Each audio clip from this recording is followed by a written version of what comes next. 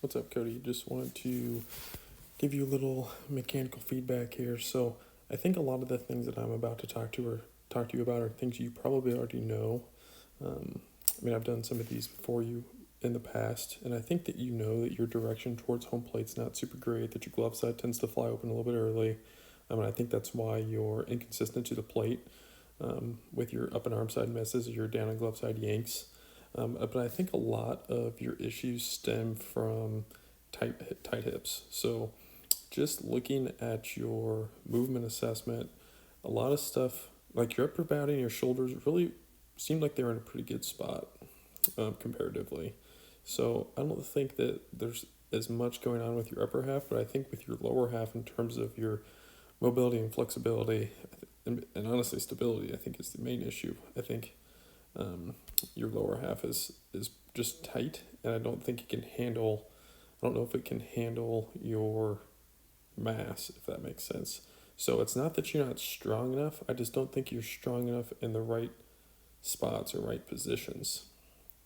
And so a lot of your program is going to just hammer your hips and being strong in your hips and deeper ranges of motion, if that makes sense. So I'll just take you through your mechanics here. So during your lift, pretty good. I know last year we talked about not going so far back towards home with that leg lift because we want to make sure that we maintain that back foot anchor. And so honestly, you're in a pretty good spot there. That's much better than last year. I know sometimes you would counter rotate so much with your hips that you would lose it a little bit. Okay, you might get a little bit of wiggle there, but it's definitely not like as bad as I've seen in the past, if that makes sense. So that's better. But as you start to go down the mound, you can see that as you sit and start to move forward, then you that back knee kind of leaks forward. Our butt doesn't sit back really behind the heel. We kind of just sit straight down, and then we swing the front leg open. So the front leg kind of just swings open, and our direction is going towards the right-handed batter's box. You can see right here, our lower half is going this way, right? And so what has to happen? Our arm timing can be off a little bit. Our glove side flies open early. We lose hip to shoulder separation, so you'll see like when that front foot lands, you're already pretty open, and the arm's dragging. So glove side's already opening up. Okay, forward trunk lean, all the things that you already know is resulting in those up and arm side misses. So I think a lot of it has to do with a lack of internal rotation in your hips. So when you did the test where you were laying on your stomach and then let your legs fall out to the sides, you actually had quite a bit of hip IR there. But the problem is when we flipped you over to your back and then you had to hold your leg up at 90 degrees and then rotate your foot out, you could hardly move it. And so what that tells me is that we're having a hard time controlling our hip internal rotation. And so your body's going to do whatever it has to do to protect itself. And if it doesn't feel strong while internally rotating your hip, it won't matter. And so I don't think it matters like how many squats you do or how much heavier you lift. It's like your body it doesn't feel strong internally rotating its hips.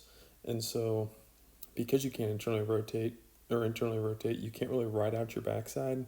You can't sit as deep into your back leg. And so you're not able to like sit into your backside or ride it out. And so your front leg has to swing open in order to get yourself continuing to go down the mound. And then we have all these issues with our trunk flying open and our arm being late. So in terms of your upper half, like T-spine mobility looked fine. Shoulder ranges of motion looked okay.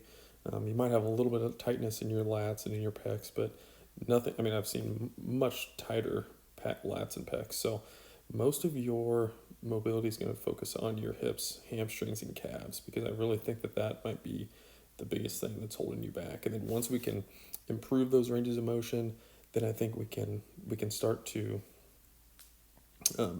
see more progress with some of these mechanical changes, because I think you know what you need to do. I just don't think your body's allowing you to do it yet. So I think that's where we'll start In terms of the drills that I'm posting for you, a lot of it are going to just be rhythm and timing. So a lot of things that get you to continue to feel how to load up on that back hip, get that butt sitting behind the heel, and just continuing to be athletic and feeling just rhythm and timing in your delivery. So that way we're not like, I don't know. I just want us to stay athletic and in our lower and upper half stay sequenced up as we're throwing. So a lot of your drills are going to be like very freedom of movement, drop steps, jump, diagonal jump ins, some step back type things, just things that keep you loose and athletic and moving well. And then we'll hammer the lower half mobility.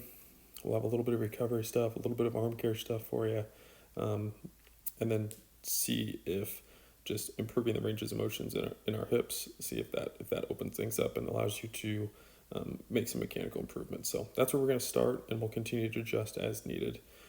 One mechanical thing, I'm glad I remembered this before I hit pause. One thing I want you to try is in your next pen. So when you get right here, I want you to try just a little bit more forward trunk lean this way. So I'm thinking that the body wants to stay balanced. So if we can get a little bit more forward trunk lean, that might allow you to sit back a little farther and just see, you can play around with it, see if you can rotate well out of that. It might be something where you just throw a couple pitches with just a little bit more forward trunk lean and see and feel how it comes out. But that might allow you to sit a little deeper,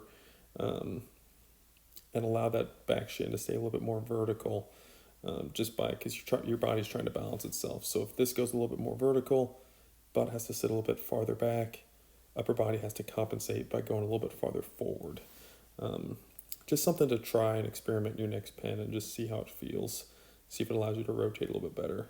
And if you don't like it, scrap it, but just get some video of it from behind and let me know kind of what you think and how things feel, and we can take a look at some video of it too. But that's all I really have mechanically, until we hammer your hips and see if that helps at all. So let me know if you have any questions. Hope I didn't ramble too much. Hope it makes sense. Just send me a message when you see it, and yeah, excited to get to work.